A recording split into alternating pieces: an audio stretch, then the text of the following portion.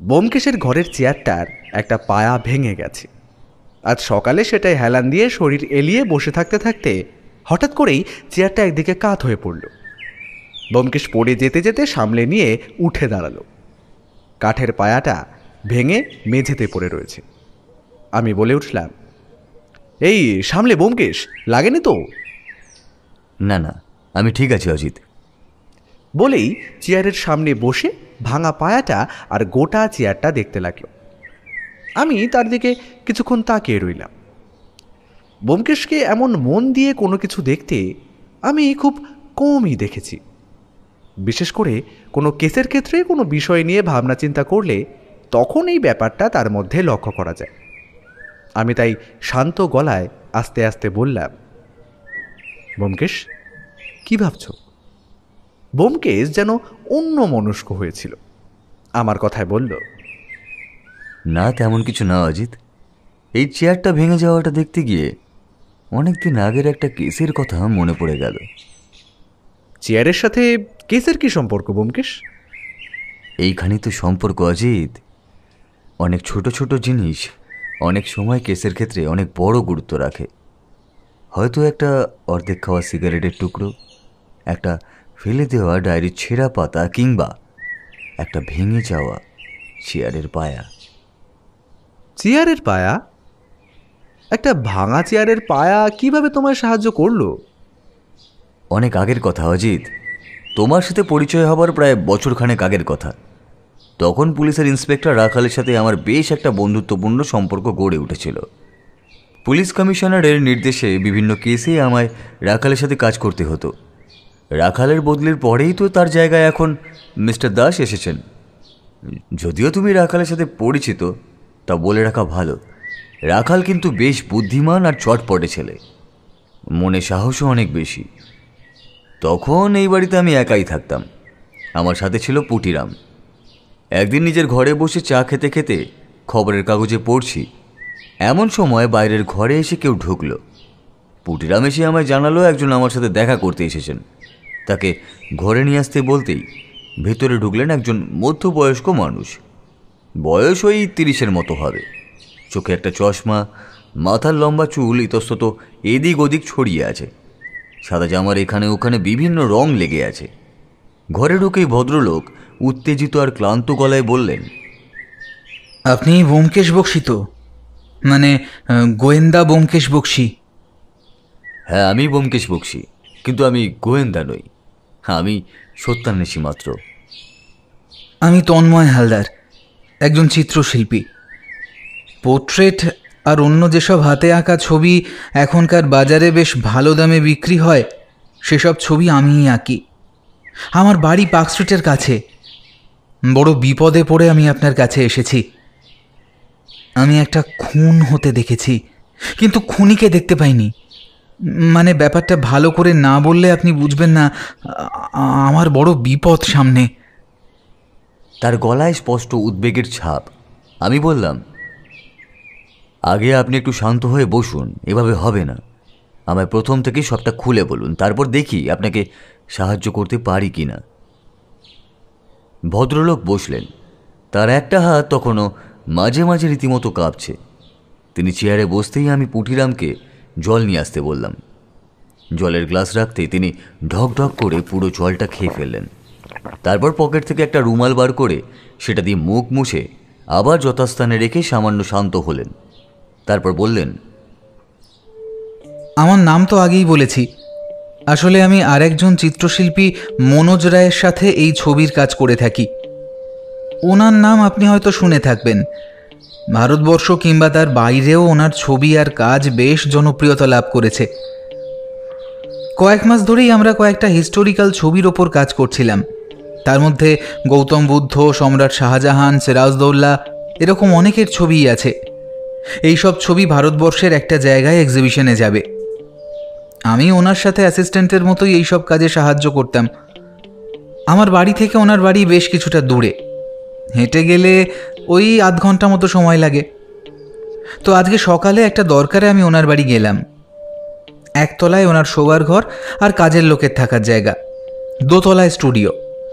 আমি মাঝে মাঝেই ও বাড়িতে যাই, তাই সবই আমার জানা। আমি দুবার দরজা নক করার পরেও যখন কেউ খোলেনি, তখন আমি দরজা ঠেলে ভেতরে ঢুকে পড়ি। ঠিক এখানে আমি ব্যোমকেশকে থামালাম। বললাম, আচ্ছা, এই যে তন্ময় হালদার নামের আর্টিস্ট, তিনি ও বাড়িতে মাঝে মাঝেই যেতেন বললেন, তাহলে ও বাড়ির কোনো দারোয়ানের উল্লেখ কেন করলেন না? ব্যোমকেশ হাসল, তারপর বলল, আমি নিজেও তাকে এই প্রশ্নটাই করেছিলাম। তার উত্তরে তিনি বলেছিলেন, মনোজবাবুর বাড়িতে কোনো দারোয়ান কখনোই থাকেনি। কোনো সমস্যা ছিল এই বাড়িতে? না, তেমন কোনো ব্যাপার নয়, তবে মনোজবাবু দারোয়ান রাখা পছন্দ করতেন না। তাছাড়া মনোজবাবুর সাথে যে কাজের লোকটি থাকতো সে বেশ শক্ত সমর্থ, তাই তার ভরসাতেই বাড়ি পাহারার কাজটা হয়ে যেত। অনেক বছরের পুরনো বলে বিশ্বস্তও ছিল সে। মানে ওই বাড়িতে মনোজবাবু আর তার কাজের লোক ছাড়া আর অন্য কেউ? আর এই মনোজবাবুর পরিবারের বাকি সদস্য? মনোজবাবুর স্ত্রী অনেকদিন আগেই মারা গেছেন। বর্তমানে তার ছেলে বাইরে থাকে, তাই বাইরের লোক হিসাবে একমাত্র আমিই তার বাড়িতে যাই। আচ্ছা বেশ, এবার আজকে কি হয়েছে সেটা আমাকে বলুন। পুটিরাম চা নিয়ে আসতেই আমি বললাম, নিন তন্ময়বাবু, একটু চা খেয়ে নিন। কিন্তু ব্যোমকেশবাবু। কোনো কিন্তু নয়, আপনার মন এখনো চঞ্চল হয়েই আছে, আপনি আগে একটু শান্ত হন। তন্ময়বাবু চায়ের কাপ হাতে তুলে নিলেন। তুমি বারবার তাকে শান্ত হতে বলেছিলে কেন? তিনি অসংলগ্ন কথাবার্তা বলছিলেন। কথা গুছিয়ে না বললে একটা কথা বোঝানোর জন্য অনেক কথা বলতে হয়। তিনি শুধুমাত্র খুন কথাটাই বলেছিলেন, বাকি সব যা বলেছেন তার সাথে খুনের সম্পর্ক আপাতত নেই। তাই একটু শান্ত হলে তিনি হয়তো ভালোভাবে বলতে পারবেন সব, তাই মনে হলো আর কি। তিনি খুন হতে দেখেছেন বলেছেন, কিন্তু খুনিকে দেখেন, এ তো অদ্ভুত কথা। ব্যোমকেশ হাসল, তারপর আমার দিকে তাকিয়ে বলল, ওই যে বললাম, অসংলগ্ন কথাবার্তা। কেউ খুন হতে দেখলে তো খুনিকেও দেখবে, এ তো স্বাভাবিক। আসলে কথাটা তিনি বলতে চেয়েছেন, তিনি খুন হবার ঠিক পরেই যিনি খুন হয়েছেন তাকে দেখেছেন, কিন্তু ততক্ষণে খুনি চলে গেছে, তাই খুনিকে তিনি দেখেননি। আচ্ছা, তারপর কি হলো? চা খেয়ে তন্ময়বাবু আবার বলতে শুরু করলেন। আজ সকালে একটা ছবি নিয়ে বসেছিলাম। তাড়াতাড়ি কাজগুলো শেষ করতে হবে, এক্সিবিশনের সময় এগিয়ে আসছে। একটা ব্যাপারে একটু কথা বলার প্রয়োজন ছিল মনোজবাবুর সাথে, তাই বাড়ি থেকে বেরিয়ে পড়লাম। মনোজবাবুর বাড়ি যেতে খুব বেশি সময় লাগে না। তার বাড়ি পৌঁছে দেখি বাইরের দরজাটা ভেজানো। এ সময়টা আমি মাঝে মাঝে ও বাড়িতে গেছি, তাই আমি জানি এ সময় কাজের লোকটি বাইরে বাজার করতে যায়। আমি যথারীতি দরজা ঠেলে ঢুকে পড়লাম। গোটা বাড়িটাই আমার চেনা। আমি জানতাম মনোজবাবুকে ওপরের কাজের ঘরে পাওয়া যাবে, তাই দরজা ঠেলে ঢুকলাম কাজের ঘরে। ঢুকে দেখি মনোজবাবু ক্যানভাসের সামনে আমার দিকে পিছন করে বসে। আমি তখনও কিছুই বুঝে উঠতে পারিনি। এখানে বলা ভালো, ঘরের দরজাটা বন্ধ ছিল। আমি ঠেলে ভেতরে ঢুকেছিলাম। ক্যানভাসে তখন বুদ্ধদেবের ধ্যানমগ্ন মূর্তির ছবি অর্ধসমাপ্ত হয়ে আছে। আমি এগিয়ে যেতে যেতে প্রয়োজনীয় কথা বলতে লাগলাম, কিন্তু ও তরফ থেকে কোনো সাড়া পেলাম না। আমি ভাবলাম মনোজবাবু হয়তো সমস্তটাই মন দিয়ে শুনছেন। বিশ্বাস করুন ব্যোমকেশবাবু, প্রায় 10 মিনিট আমি সারা ঘরে ঘুরতে ঘুরতে একভাবে কথা বলে গেছি, কোনো উত্তর না পেয়ে। অথচ একবারও মনে হয়নি মানুষটা মৃত। এ সময় আমি ব্যোমকেশকে থামালাম, তারপরে বললাম, তন্ময়বাবু কোনো উত্তর না পেয়েও কোনো সন্দেহ করলেন না, এটা তোমার অদ্ভুত লাগেনি? প্রথমে লাগলেও পরে বুঝেছিলাম তার কোনো দোষ নেই। মাঝে মাঝে এমনটা হতো। তাছাড়া কোনো শিল্পী খুব মন দিয়ে যখন কোনো কাজ করেন বা তার সামনে থাকেন, তখন তার কথা বলার প্রয়োজন বা ইচ্ছে কমই থাকে। তন্ময়বাবু যেহেতু ভালোভাবেই চিনতেন মনোজবাবুকে, তাই তিনি ব্যাপারটাকে স্বভাববশতই স্বাভাবিক বলেই ধরে নেন। তিনি কখন বুঝলেন যে মনোজবাবু খুন হয়েছেন? অনেকক্ষণ ধরে যখন মনোজবাবু সাড়া শব্দ দেননি, তখন ব্যাপারটা একটু খটকা লাগে তন্ময়বাবুর। তিনি এগিয়ে গিয়ে মনোজবাবুর কাঁধে একটা হাত রাখতেই মনোজবাবুর শরীর মেঝেতে লুটিয়ে পড়ে। তার মাথার একপাশ থেকে চুয়ে পড়া রক্ত তখন তার শরীর বেয়ে পড়ছে, কিন্তু মেঝেতে নামতে পারেনি। এবার ব্যাপারটা দেখে ভয় পান তন্ময়বাবু, তাড়াতাড়ি মেঝেতে ঝুঁকে পড়েন। তারপর আমি ভীষণ ভয় পেয়ে যাই ব্যাপারটা দেখে। মনোজবাবুকে আমি নিজের শিক্ষকের মতোই দেখতাম। তিনি না থাকলে আমার আজকের এই নাম, যশ কিংবা অর্থ কিছুই হতো না। তার প্রতিটি কথা আমি অক্ষরে অক্ষরে পালন করার চেষ্টা করতাম। মানুষটা খুব ভালো ছিলেন, শুধু একটুতেই রেগে যেতেন।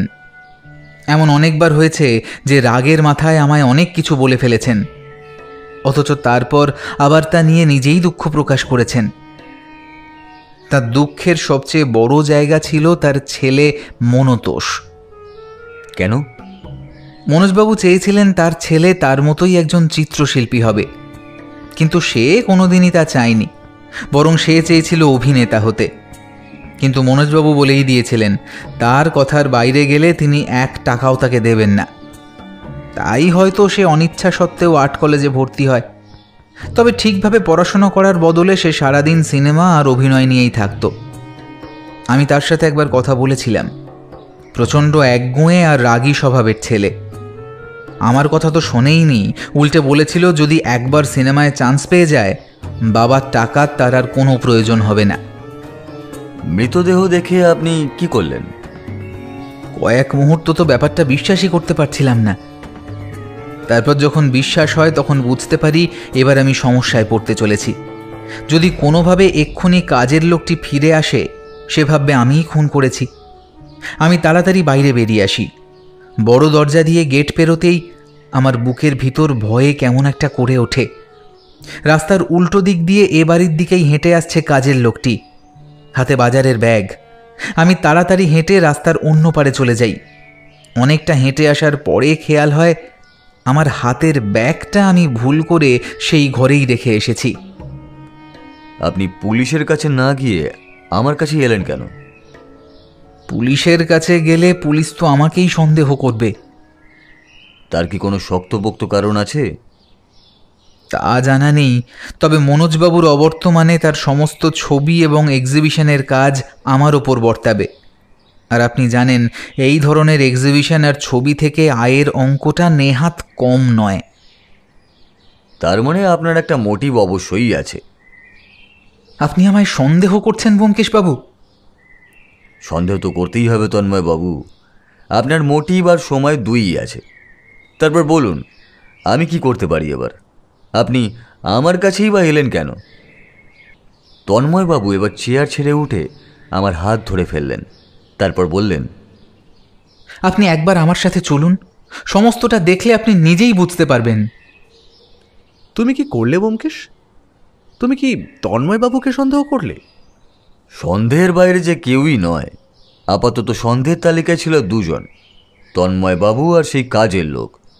আমার মনে হলো একবার গিয়ে ব্যাপারটা দেখা দরকার, তাই তন্ময়বাবুকে একটু বসতে বলে দুজনে বেরিয়ে পড়লাম।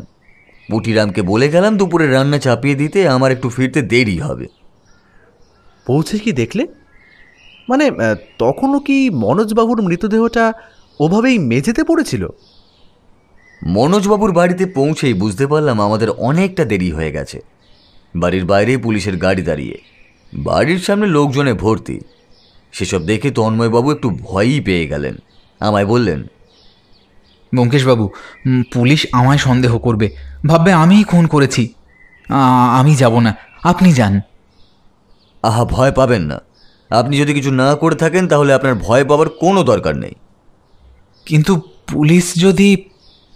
তার কথা শেষ হবার আগেই ঘরের দিক থেকে একজন গামছা কাঁধে ফেলা লোক চিৎকার করে বলল, ওই যে দারোগাবাবু, ওই সেই লোক, ওই আমার বাবুকে মেরেছে বাবু। আমি ওকে বাড়ি থেকে বেরিয়ে যেতে দেখেছি। এবার আমি সেদিকে তাকিয়ে দেখলাম লোকটার ঠিক পাশে আমাদের দিকে তাকিয়ে দাঁড়িয়ে রয়েছে রাখাল। আমায় দেখেই তার ভুরুটা সামান্য কুঁচকে গেল। তারপর তন্ময়বাবুর দিকে তাকিয়ে বলল, আপনি তন্ময় রায়? আপনি কিছুক্ষণ আগে এ বাড়িতে এসেছিলেন? তন্ময়বাবু ভয়ে কাঁপতে লাগলেন। আমি বললাম, উনি যা জানতে চাইছেন তা ওনাকে বলুন। তন্ময়বাবু একবার আমার দিকে তাকিয়ে তারপর রাখালবাবুকে বললেন, হ্যাঁ এসেছিলাম, কিন্তু আমি খুন করিনি। আমি আসার আগেই উনি খুন হয়েছিলেন। তা খুনটা করলো কে? উনি তো বাড়িতে একাই ছিলেন। আমি তা জানি না। আমি যখন এসেছিলাম তখন কাউকে দেখিওনি। একমাত্র আপনি এ বাড়িতে এসেছেন, আপনাকে এই বাড়ি থেকে বেরোতে দেখেছে এই কাজের লোকটি। আপনাকে এই খুনি হিসেবে আমরা গ্রেপ্তার করছি। তন্ময়বাবু অসহায় চোখে আমার দিকে তাকালেন।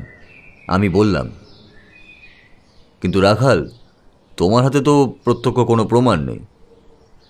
এই কাজের লোকটি তন্ময় বাবুকে বাড়ি থেকে বেরোতে দেখেছে। তাছাড়া উনি তো নিজেই স্বীকার করছেন সে কথা। বাড়ি থেকে উনি বেরোতে দেখেছেন, কিন্তু খুন করতে তো দেখেনি।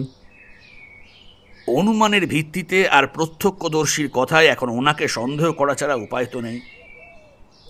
উনি এই কেসে আমার মক্কেল। সবটা না বুঝে এই মুহূর্তে ওনাকে আমি গ্রেফতার হতে দিতে পারি না রাখাল। দেখো, তোমার বুদ্ধি বা কাজ সম্পর্কে আমার সন্দেহ নেই, কিন্তু এভাবে পুলিশের কাজে তুমি হস্তক্ষেপ করতে পারো না। আমি হস্তক্ষেপ করছি না। আমি বলতে চাইছি, যদি তন্ময়বাবুকে কেউ খুন করতে না দেখেই থাকে, তাহলে খুনি যদি তিনি না হন, তাহলে তাকে গ্রেফতার করাটা কি অন্যায় হবে না? রাখাল একবার তন্ময়বাবুর দিকে তাকালো। তার কপাল আর গাল জুড়ে ঘাম ঝরছে।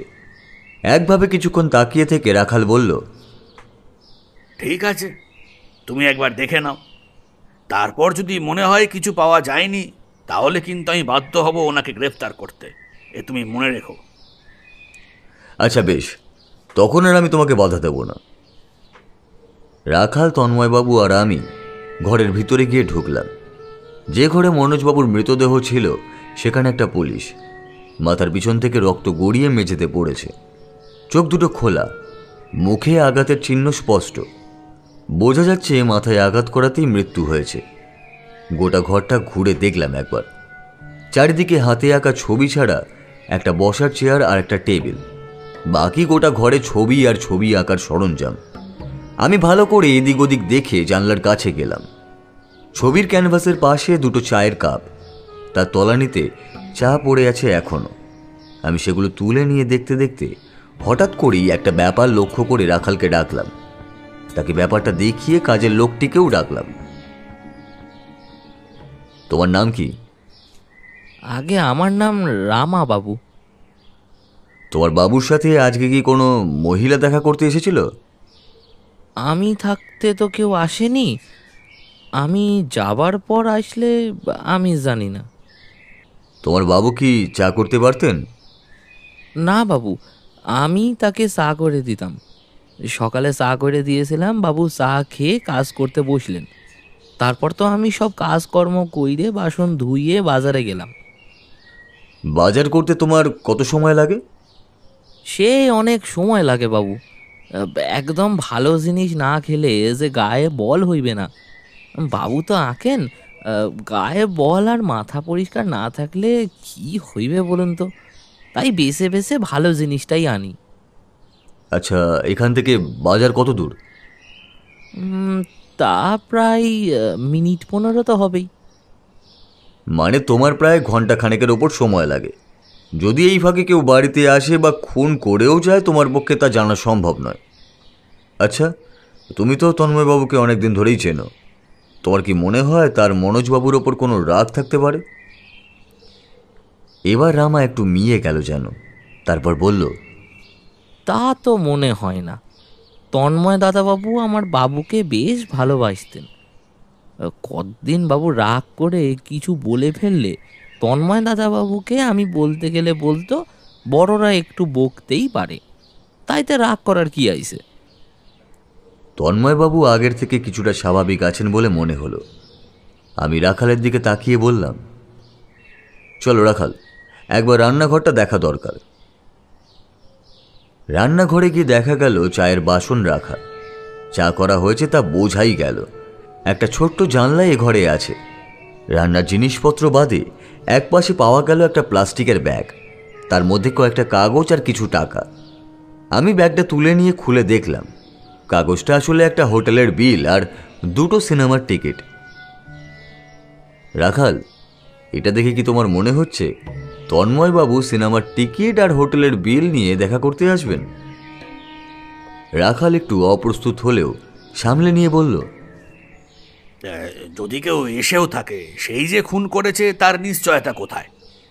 একদমই নেই। ঠিক যতটা নেই তন্ময়বাবুর খুন করাতেও। তাহলে এখন কি করতে চাইছো? বাড়িটা ভালো করে দেখতে হবে, তারপর এই হোটেলে একবার খোঁজ নিয়েও দেখতে হবে। তাহলে আপাতত তোমার মক্কেল তন্ময়বাবুকে ছেড়ে দিলাম।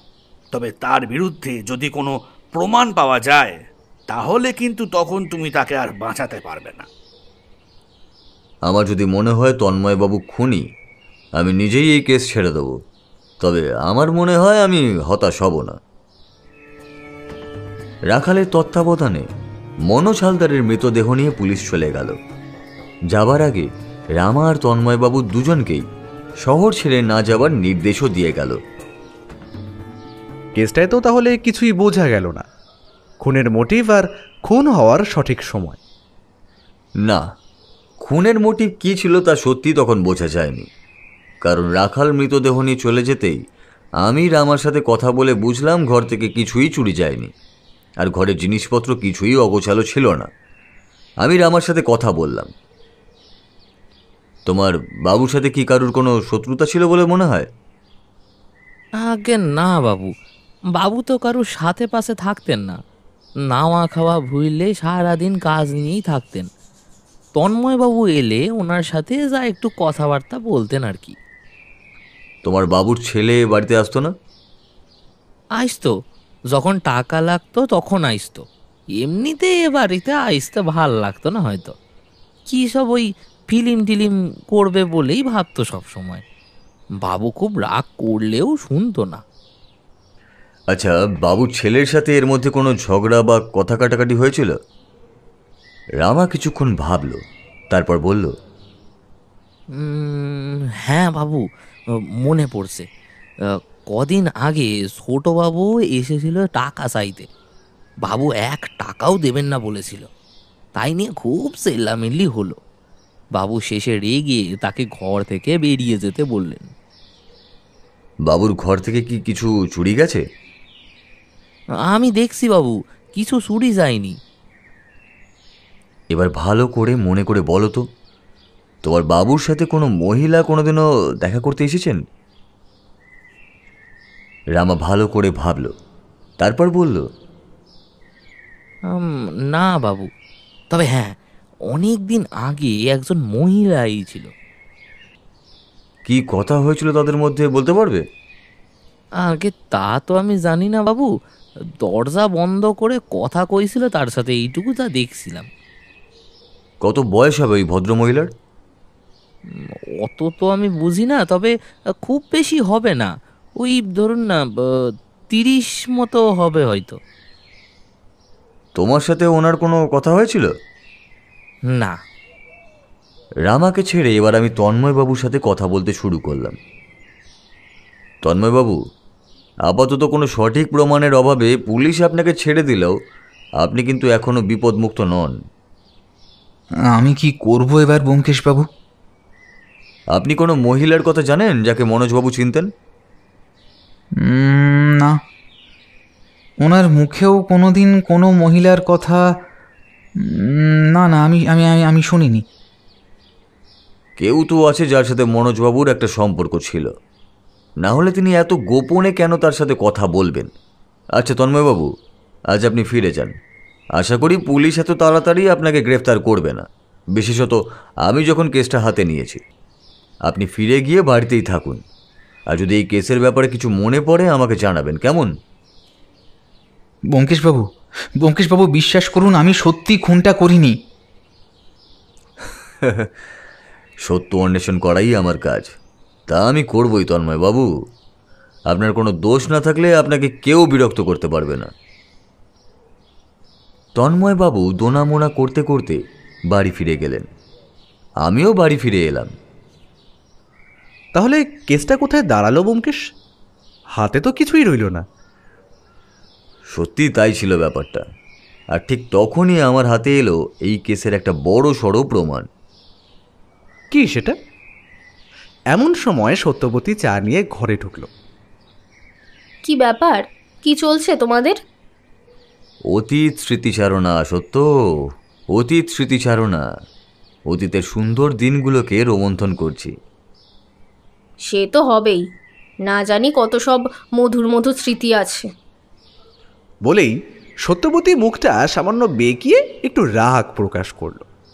সত্যবতীর কথার খোঁচাটা আমি কিন্তু বুঝতে পারলাম। ব্যোমকেশ সেটা বুঝেই হেসে বলল, আহা, সে কি দিন ছিল, কত মধুর মধুর স্মৃতি। কথার মাঝেই সত্যবতী বলল, হ্যাঁ, ওই নিয়েই থাকো, আমি চললাম। বলে সত্যবতী বেরিয়ে গেল। ব্যোমকেশ একেবারে হো হো করে হেসে উঠল। আমি বললাম, তারপর কি পেলে ব্যোমকেশ? পরদিন সকালে রাখালের টেলিফোন এলো। সে একটা নতুন খবর দিল আমায়। মনোজবাবুর উকিল নাকি তার সাথে দেখা করতে এসেছেন।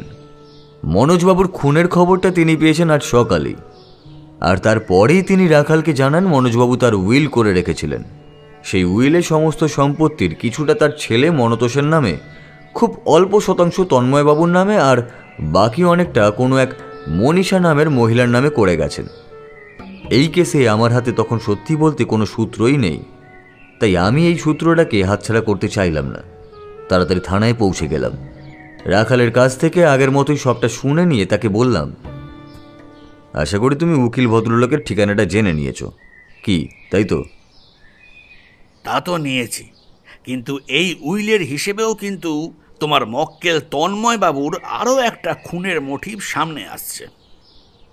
ঠিক কি বলতে চাইছো রাখাল? আমি এই মুহূর্তে সেই মহিলার কথা ছাড়া আর অন্য কিছুই ভাবছি না। উইল হিসেবে মনোজবাবু তার ছেলে আর ওই মহিলাকে বেশি সম্পত্তি দিলেও কম সম্পত্তি কিন্তু দিয়েছেন তন্ময় বাবুকে। এতদিন ধরে তার পৃষ্ঠপোষকতা করেও পেয়েছেন সামান্যই। এটা কি মোটিভ নয়? রাখাল, তুমি ভুলে যাচ্ছ তন্ময়বাবু মনোজবাবুর নিজের কেউ নন, তাই তার সম্পত্তিতে তার কোনো দাবি থাকতে পারে না। এইসব ছাড়ো, এখন চলো উকিলের বাড়িতে একবার যাই, কেমন? আচ্ছা, এই নতুন ভদ্র মহিলা কোথা থেকে এলেন? আর মনোজবাবুর ছেলের ব্যাপারেও তো কিছু জানাও যায়নি এর মধ্যে। রাখাল মনোজবাবুর ছেলের ব্যাপারে খোঁজ নিয়েছিলেন, কিন্তু সে তখন শহরের বাইরে একটা সিনেমার অডিশনের জন্য। সে ব্যাপারে তার আর্ট কলেজের অধ্যক্ষ আর সিনেমার শুটিং কোম্পানির লোকেরা সাক্ষী দিয়েছেন। তার বাবার মৃত্যুর খবর পাঠানো হয়েছিল, পরদিন তার ফিরে আসার কথা। আমি আর রাখাল গিয়ে পৌঁছালাম উকিল ভদ্রলোক মিস্টার সরকারের বাড়িতে। তার বাড়িটা ছোট, একতলা বাড়িটার সামনের ছোট্ট জায়গাটায় কয়েকটা ফুলের গাছ, তারপর বড় দরজা পেরিয়ে নিচে দুটো ঘর। আমরা দরজায় নক করতেই ভদ্রলোক এসে দরজা খুললেন। তারপর রাখালকে দেখে বললেন, আপনি এখন? আসলে আপনার ক্লায়েন্টের খুনের ব্যাপারটা এই ব্যোমকেশবাবু দেখছেন, সেই ব্যাপারে আপনার সাথে একটু কথা বলার প্রয়োজন ছিল। আচ্ছা, আসুন, ভেতরে আসুন। আমরা ভিতরে গিয়ে বসলাম। একটা টেবিলের ওপর কিছু কাগজপত্র রাখা, তার সামনে একটা সোফা রাখা। আমরা তাতে গিয়েই বসলাম। এদিক ওদিক তাকিয়ে দেখে মনে হলো ভদ্রলোক একাই থাকেন। ঘরটা বেশ সুন্দর করে গোছানো হলেও একটা অনধিক্যের ভাব রয়েই গেছে। বলুন, কি জানতে চান? আপনার ক্লায়েন্ট মনোজবাবু তার শেষ উইলটা কবে করেছিলেন? আপনি ঠিক ধরেছেন, কিন্তু কিভাবে বুঝলেন বারবার তিনি উইল বদলেছেন? আপনার টেবিলে এই মুহূর্তে মনোজবাবুর উইলের একটা কপি বোধহয় রয়েছে।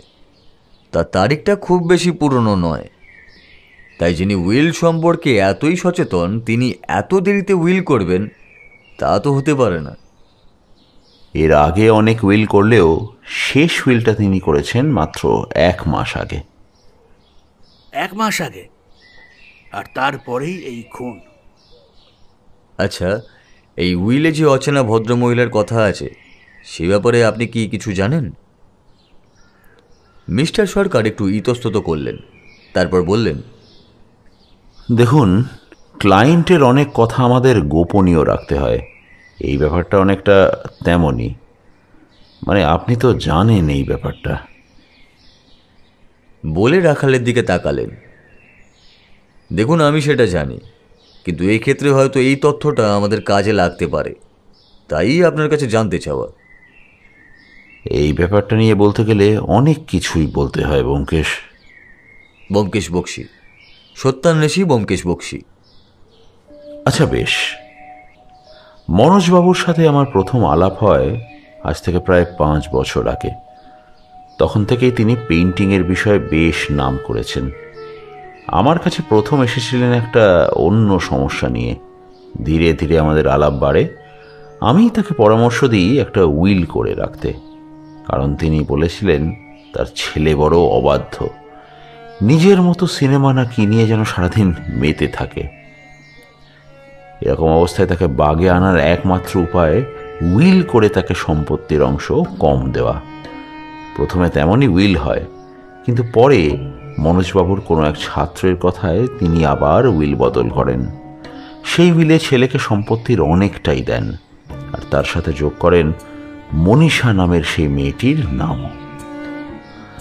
আমি তার কাছে জানতে চাইলে প্রথমে আমায় কিছু বলেন না, পরে জানান এই মনীষা তার আগের পক্ষের মেয়ে। মানে মনোজবাবুর 2 বার বিয়ে হয়েছিল? অনেকটা তাই, অন্তত তিনি যা বলেছেন। তার গ্রামের বাড়িতেই তার একবার বিয়ে হয়ে যায়। তিনি বাড়িতে স্ত্রী রেখেই শহরে আসেন, ছবি আঁকায় নাম করবেন বলে। নিজের গ্রামের সাথে অনেক দিন যোগাযোগ রাখেন না তিনি। যখন গ্রামে ফেরেন, সে গ্রামের চিহ্ন আর নেই। বন্যায় সব ভেসে গেছে। ভগ্ন হৃদয় নিয়ে তিনি আবার এই শহরে ফিরে আসেন। ততদিনে নিজের পায়ে দাঁড়িয়েছেন, আবার নতুন বিয়ে করেন, পুরনো সব কিছু ভুলে নতুন করে শুরু করেন সব। মাত্র বছর 2 আগে তার সাথে আবার সেই পুরনো স্ত্রীর মেয়ের সাথে কোনোভাবে যোগাযোগ হয় তার, আর সেই মেয়ের জন্যই এই উইল। আপনার কি মনে হয় মনীষা দেবী কি এই উইলের ব্যাপারে জানতেন? আমি নিশ্চিত নই, তবে মনোজবাবু তাকে বলে থাকলে নিশ্চিত জানবেন। আর কিছু জানেন মনোজবাবুর ব্যাপারে, মানে ওই অদ্ভুত কিছু? আর তো কিছু মনে নেই, তবে হ্যাঁ একটা ব্যাপার, মনোজবাবু বলেছিলেন এই উইলটাও তিনি বদলাবেন। কেন তা ঠিক জানা নেই, তবে একদিন আমার বাড়িতে এসে তিনি বলেছিলেন তার জীবনের ভয় আছে, কাছের কেউ তাকে মারতে চায় বলে তার মনে হচ্ছে। 1 গ্লাস জল পাওয়া যাবে? হ্যাঁ হ্যাঁ অবশ্যই, 1 মিনিট বসুন। এই এই 1 মিনিট ব্যোমকেশ, তুমি হঠাৎ জল চাইলে কেন? আরে কথা বলতে বলতে জল তেষ্টা পেয়েছিল তাই। তুমিও না অজিত? আচ্ছা বেশ, তারপর বলো। ব্যোমকেশ এবার সত্যবতীকে 2 কাপ চায়ের জন্য বলল। সত্যবতী এসে বলল, এই কি গল্প হচ্ছে গো, আমিও শুনবো। হ্যাঁ বৌঠান, তুমিও বসো। ব্যোমকেশ আজ তার অতীত জীবনের প্রেমের গল্প বলছে। ব্যোমকেশ হা হা করে হেসে উঠল, তারপর বলল, এও এক ধরনের প্রেমই বটে। মানুষের প্রেমে থাকে রহস্য। সাদামাটা একঘেয়ে প্রেমে মানুষের ভালো লাগে না, ঠিক তেমনই রহস্য ভরা কেসেও থাকে এমনই এক প্রেম। খুনি কে কিংবা আসল অপরাধী কে তা চট করে জানা হয়ে গেলে আমেজটা ফিকে হয়ে আসে। সে যাই হোক, রাখাল আর আমি মিস্টার সরকারের বাড়ি থেকে বেরিয়ে সোজা থানায় এলাম। চা খেতে খেতে রাখাল প্রশ্ন করল, কি বুঝছো তাহলে? কেসটা ক্রমশ ঘোরালো হয়ে যাচ্ছে রাখাল। সে তো আমি বুঝতেই পারছি, কিন্তু সন্দেহের তালিকা থেকে আমি কিন্তু তোমার ওই তন্ময়বাবুকে সরাতে পারছি না। সরাচ্ছি তো আমিও না, শুধু একটা একটা করে নাম বেড়ে যাচ্ছে সন্দেহের তালিকায়। আচ্ছা, এই মনোজবাবুর ছেলের সাথে কি একবার কথা বলা যায়? অবশ্যই, সে তো আজই ফিরবে বলে জানিয়েছিল। দাঁড়াও, একবার তার কলেজে ফোন করি। রাখাল কলেজে ফোন করতে জানা গেল মনতোষ ফিরে এসেছে।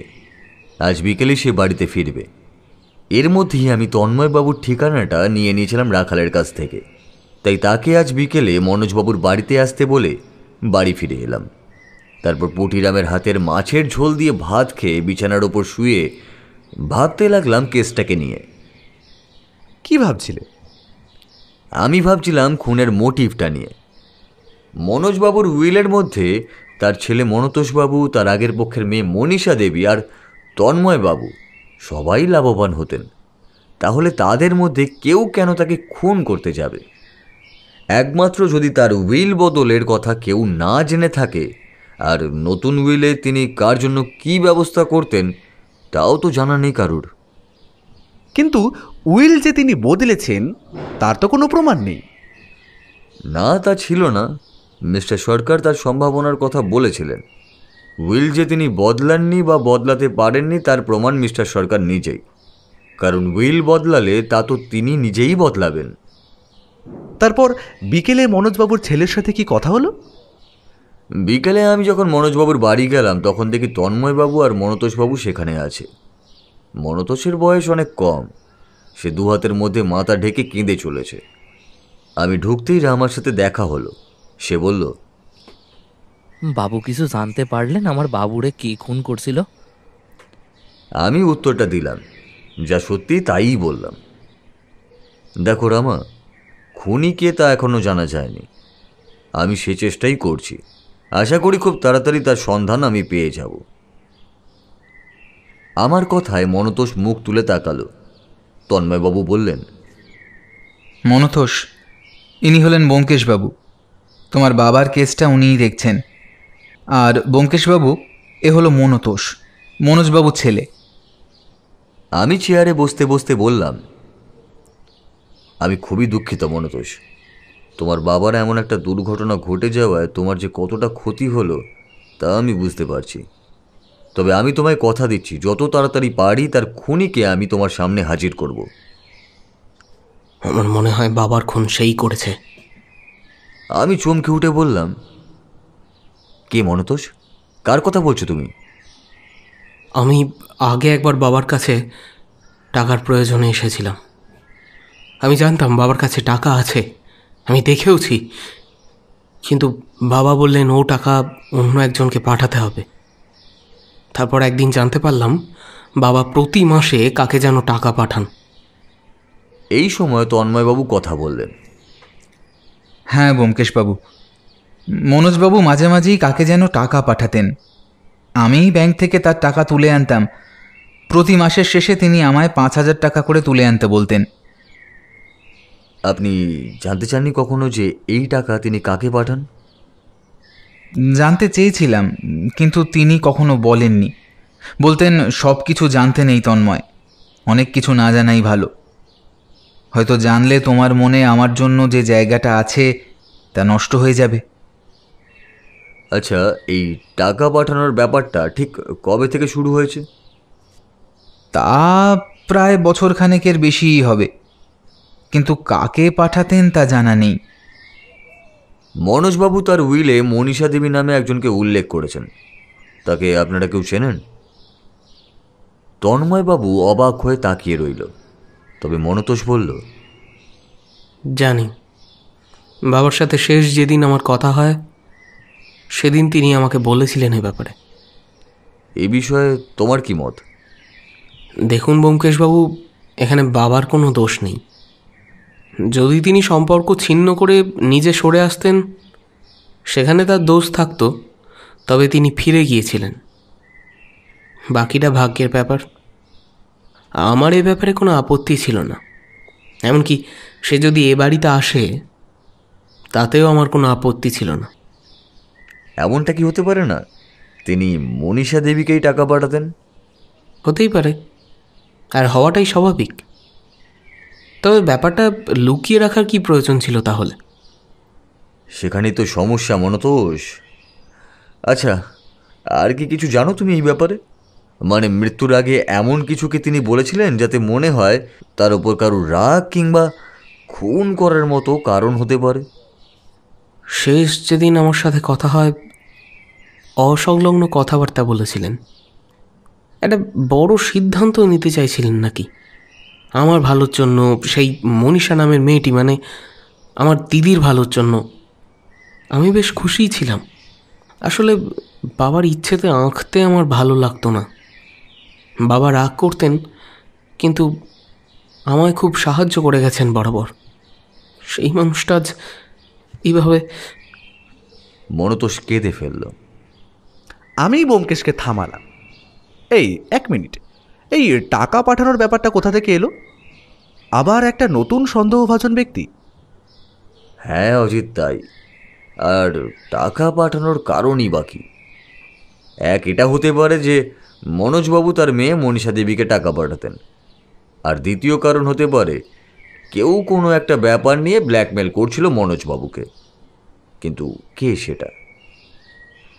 ব্ল্যাকমেল যদি করেই থাকে কেউ, তাহলে সে খুন করতে যাবে কেন? প্রতি মাসে 5,000 টাকা হাতছাড়া হয়ে যাবে না তার? এইটাই ছিল মনোজবাবুর ভুল। তিনি ব্ল্যাকমেলারকে টাকা দিতে অস্বীকার করেন, আর তার পরিণতি তার মৃত্যু। কিন্তু আমি আর পুলিশ তখনও কেসের কোনো মোক্ষম সূত্র পাইনি। পরদিন সকালে আমি, রাখাল আর মনতোষ বেরিয়ে পড়লাম মনীষা দেবীর গ্রামের উদ্দেশ্যে। তার সাথে দেখা করে কথা না বলা পর্যন্ত কেসটা যে আর এগোনো যাবে না। হয়তো দেখা যাবে যে ব্ল্যাকমেলের কথা আমরা ভাবছি তা আদৌ হয়ইনি। হয়তো মনোজবাবু মনীষা দেবীকেই টাকা পাঠাতেন, হয়তো আমরাই ভুল সন্দেহ করছি। কিন্তু তুমি ঠিকানা কোথায় পেলে? মনতোষ কিংবা আর কেউ তো ঠিকানা জানতো না তার। হ্যাঁ, তাই তো। এই তোমার ঠিকানাটা কে দিল? ব্যোমকেশ হাসল, তারপর বলল, একটু চোখ কান খোলা রাখলেই এমন অনেক কিছুই পাওয়া যায় যা তোমার সামনেই আছে, অথচ তুমিই দেখতে পাচ্ছ না। অনেক বেশি কিছু বা বড় জটিল কিছুর চেয়ে সহজ অনেক কিছুই অনেক বেশি সাহায্য করে অজিত। সে যাই হোক, ঠিকানাটা আমি পেয়েছিলাম মিস্টার সরকারের বাড়ির টেবিলে রাখা মনোজবাবুর উইলের খসড়া থেকেই। তবে খোঁজটা সহজ ছিল না। আমরা প্রথমে গিয়ে পৌঁছাই সেই গ্রামের থানায়। থানা থেকে লোক যায় আমাদের সাথে, তাই সময় লাগলেও খুঁজে পাওয়া যায়। মনীষা দেবীর সাথে কথা বলে তোমার কি মনে হলো? তার সাথে কথা বলে কিছু মনে হওয়ার আগে যে কথাটা মনে হলো তা হলো মাসিক 5,000 টাকা মাসোহারা, আর মনোজবাবুর বাড়ির সম্পত্তির কোনোটাই তার প্রয়োজন নেই। সে বাড়ি নয়, জমিদার বাড়ি। তার সাথে কথা বলে জানা গেল যখন গ্রামে বন্যা হয় তখন সে অনেক ছোট। মায়ের সাথে ঘুরতে ঘুরতে এই গ্রামে এসে আশ্রয় পায় জমিদার বাড়িতেই। তার মা এই বাড়িতে ফাই পরমাস খাটত, কিন্তু তাকে অবহেলা কেউ করেনি। জমিদারের ছেলের সাথেই সে বড় হয়েছে। পড়াশোনায়ও ভালো ছিল, সে ম্যাট্রিকও উত্তীর্ণ করেছে। পরে জমিদারের ছেলের সাথেই বিয়ে হয়েছে তার। বাবার মৃত্যুর খবর শুনে সেও ভেঙে পড়ল। জমিদার নিজে এসে আমাদের আপ্যায়ন করলেন। সব শুনে মনতোষকে ওখানে যাওয়ার জন্য বললেন বারবার। আমরা ফিরে আসার আগে মনীষা দেবী মনতোষকে জড়িয়ে ধরে আবার কেঁদে ফেললেন। মনতোষ কথা দিল এদিকের ব্যাপারটা মিটলে আবার আসবে সে দিদির কাছে। তবে একটা ব্যাপার আমার জানা হয়ে গেল এর মধ্যেই। মানে কাজের কাজ আর কিছুই হলো না? অবশ্যই হলো। একটা ভিকটিম যে কমে গেল। যার খুন করার কোনো মোটিভই নেই, তাকে ভিকটিম লিস্টে রেখে কি হবে বলো তো? তাহলে খুনি কি?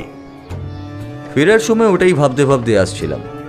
হঠাৎ পথের একপাশে তাকিয়ে দেখি একটা চায়ের দোকানে কয়েকজন লোক বসে চা খাচ্ছেন। চায়ের কাপ তাদের ঠোঁট পর্যন্ত যাচ্ছে, তারপর আবার নেমে আসছে। এই আবার শুরু হলো। না অজিত, ওটা দেখতে দেখতেই আমার মাথায় একটা চিন্তা এলো, আর তার ওপর ভিত্তি করেই আমি একটা প্ল্যান করলাম। আবার প্ল্যান? হ্যাঁ অজিত, আর সেই প্ল্যানের প্রথম কাজ হিসাবে রাখালের সাথে পরামর্শ করলাম, আর সেই হিসাবে বাড়ি ফিরে অপেক্ষা করতে লাগলাম রাত হবার জন্য। আবার নৈশ অভিযান? জি আজ্ঞে, আবার নৈশ অভিযান। এই কেসের মোটিভ সবার প্রায় সমান ছিল, হয় মনোজবাবুর উইলের সম্পত্তি আর না হয় ব্ল্যাকমেলের টাকা। কেউ মনীষা দেবীর ব্যাপার নিয়েই তাকে ব্ল্যাকমেল করতো, সেই ব্যাপারে আমি নিশ্চিত হয়ে গিয়েছিলাম। কিন্তু শক্ত কোনো প্রমাণ নেই, তাই একটা জাল পাতার দরকার ছিল। তা সেই জালে কি পাখি পড়ল? ব্যোমকেশ আবার হেসে উঠে চেয়ার ছেড়ে জানলার দিকে তাকাল, তারপর বলল, রাতে গিয়ে মনোজবাবুর বাড়িতে রান্নাঘরে লুকিয়ে রইলাম। ঠিক কতক্ষণ অপেক্ষা করতে হবে তা জানা নেই। মনতোষকে আগেই বলা ছিল সে আমার কথা অনুযায়ী রাখালের সাথে থানায় থাকবে। একটা গুরুত্বপূর্ণ কাজ করতে হবে তাদের। সেই কাজটা সেরেই তারা আবার চলে আসবে এখানে। কথা মতো আমি ঘরে ঢোকার পরেই তারা বাইরে থেকে তালা দিয়ে চলে গেল নিজের কাজে। যাবার সময় রাখাল বলে গেল, তোমার রিভলভারটা সাথে আছে তো? আমি জামার পকেট থেকে সেটা বার করে দেখালাম। ওরা চলে যেতেই আমি বসে বসে ভাবতে লাগলাম। এই রান্নাঘরে পাশাপাশি দুটো চায়ের কাপের একটাই আমি লিপস্টিকের দাগ পেয়েছিলাম। অথচ মনীষা দেবীর সাথে দেখা হওয়ার পর মনে হয়নি যে তিনি খুব একটা প্রসাধন সামগ্রী ব্যবহার করেন। আর সেই ব্যাগে পাওয়া হোটেলের বিল দেখে সেই হোটেলে রাখাল খোঁজ নিয়ে রেখেছে সেখানে ওই তারিখে কোনো মহিলা থাকতে যাননি। বরং তিনি জানান তাদের বিল বইটা কয়েকদিন আগেই চুরি হয়ে গিয়েছিল। এইসব ভাবছি আর অপেক্ষা করছি ঠিক কতক্ষণ সময় লাগতে পারে খুনির আসার জন্য। বেশ মশাও কামড়াচ্ছিল, কিন্তু হাত দিয়ে মশা মারলেও তার শব্দ হবে আবার। তাই মশার কামড় খেয়েও চুপ করে বসেই রইলাম। কি করছিলে বলো তো? অপেক্ষা করছিলে নাকি কারো আসার?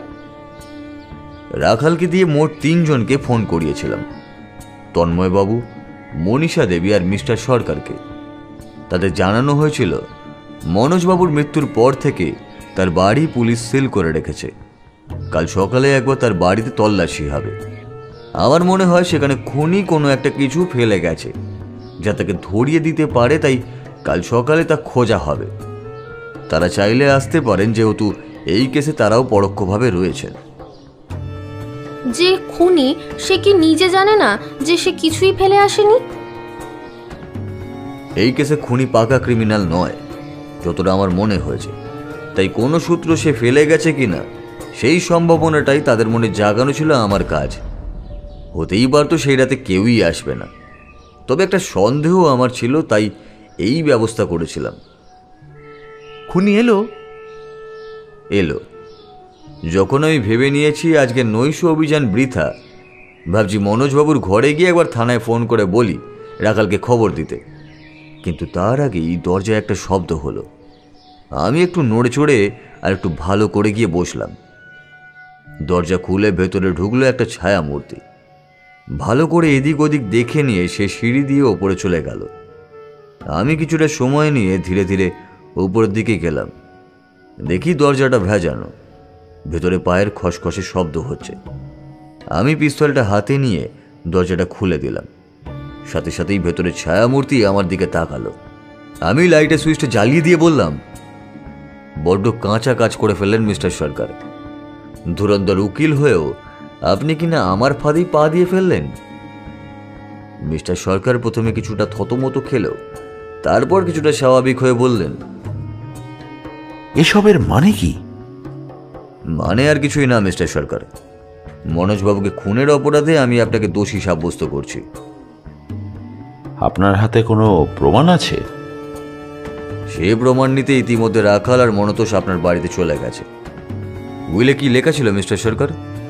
মনোজবাবুর মৃত্যুর পর তার সম্পত্তি 3 জনের মধ্যে ভাগ হলেও তার রক্ষণাবেক্ষণের ভার থাকবে আপনার ওপর, তাই তো?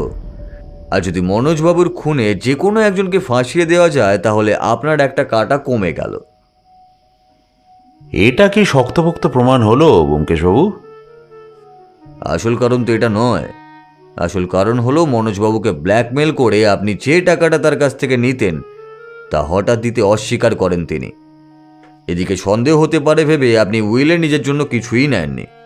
আপনার ব্যাংক অ্যাকাউন্ট চেক করলেই প্রতি মাসের একটা নির্দিষ্ট সময় 5,000 টাকা জমা পাওয়ার হিসেব পাওয়া যাবে। কিন্তু আমি যে এ বাড়িতে এসেছিলাম তার কোনো প্রমাণ আছে? এমন সময় রাখাল আর মনতোষ ঢুকল। আমি তার দিকে তাকাতেই রাখাল মাথা নাড়িয়ে বলল, ব্যোমকেশ, তোমার সন্দেহই ঠিক। ওই যে চাটা আপনি করে খাইয়েছিলেন মনোজবাবুকে, আপনার বাড়িতেও সেই একই চায়ের গন্ধ আমি পেয়েছি। কিন্তু এই বাড়িতে যে চায়ের কাপ পাওয়া গেছে তাতে তো লিপস্টিকের দাগ ছিল। কোনো মহিলা? কথাটা মাঝপথে থামিয়ে দিলেন মিস্টার সরকার। আপনি কি করে জানলেন? আপনি তো সেদিন এই বাড়িতে আসেননি। তাহলে? মিস্টার সরকার চুপ করে রইলেন। রাস্তার পাশের দোকানদার আপনাকে সেদিন এ বাড়িতে আসতে দেখেছেন। আপনার যাবার পরে সে তন্ময় বাবুকেও আসতে দেখেছেন। ঠিক কী কারণে আপনি সেদিন এসেছিলেন আমাকে একটু বলবেন? মিস্টার সরকার আর কিছুই বললেন না। তিনি হঠাৎ করেই পকেট থেকে পিস্তলটা বার করে তারপর বললেন, বড্ড বেশি জেনে ফেলেছেন আপনারা। এখন সরুন, আমায় যেতে দিন। ভুল করছেন মিস্টার সরকার, পিস্তল ফেলে দিন, নিজেকে পুলিশের হাতে তুলে দিন। কখনোই না। আমার এত দিনের পরিকল্পনা ভেস্তে গেল। আপনাদের আমি ছেড়ে দেব? সরুন, সরুন বলছি। মিস্টার সরকার পিস্তল তুলে দরজার দিকে যেতে লাগলেন। আমি পিস্তল বার করার আগেই খেল দেখালো মনতোষ। খেল? কিসের খেল? হিরোদের কায়দায় শরীর সামান্য হাওয়ায় ভাসিয়ে একটা লাথি গিয়ে পড়ল মিস্টার সরকারের হাতে। পিস্তলটা ছিটকে যেতেই রাখাল তার হাত চেপে ধরে হাতকড়া পরালো। মিস্টার সরকার তখনও গর্জে চলেছেন, ভুল করছেন আমায় ধরে। আমার বিরুদ্ধে প্রমাণ কিন্তু খুব একটা মজবুত না, ভুলে যাবেন না আমিও একজন উকিল। ভুলিনি, আর আপনাকেও কিন্তু আমি মিথ্যে বলিনি। একটা প্রমাণ এই ঘরেই আছে, এখনো আছে। এবার সত্যবতী প্রশ্ন করল, কি প্রমাণ যা ওই ঘরেই আছে? একটা চেয়ারের ভাঙা পায়া। মনোজবাবুর মৃতদেহের পাশে একটা চেয়ার দাঁড় করানো ছিল। আমি রাখালকে বললাম, হাতে গ্লাভস পরে ওই চেয়ারের পায়াটা খোলো, ওটাই মার্ডার ওয়েপন। সেদিন আমি চেয়ারটা লক্ষ্য করতে গিয়ে ওটা দেখেছিলাম, তবে খেয়াল করিনি। কি মিস্টার সরকার, এবার প্রমাণ হবে তো? মিস্টার সরকার আর কিছুই বললেন না। রাখাল সেই কাঠের পায়া আর মিস্টার সরকারকে নিয়ে পুলিশের জিপে ফিরে গেল। বিছানার একপাশে বসে মনতোষ ধরা গলায় বলল, বাবা সব সময় আমার বিরুদ্ধতা করে গিয়েছিলেন, আর যখন তিনি মেনে নিলেন তখনই। ভেঙে বলে হবে না মনতোষ, তোমায় শক্ত হতে হবে। তুমি একা নও, তোমার দিদিও আছে। মনতোষ আমার দিকে তাকাতে দেখলাম তার চোখ চিকচিক করছে। বাহ, বেশ ইন্টারেস্টিং কেস তো। তা তো বটেই, মার্ডার ওয়েপন একটা কাঠের পায়া। এরপরে তন্ময়বাবু একদিন আমার কাছে এসেছিলেন, অনেক ধন্যবাদ আর একটা ছবি উপহার দিয়েছিলেন আমায়। সেই ছবিটা আছে? না, এখন আর সেটা নেই। এই, তোমরা চা খাবে? আর হলে ভালোই হয়। আচ্ছা বসো, আমি আনছি।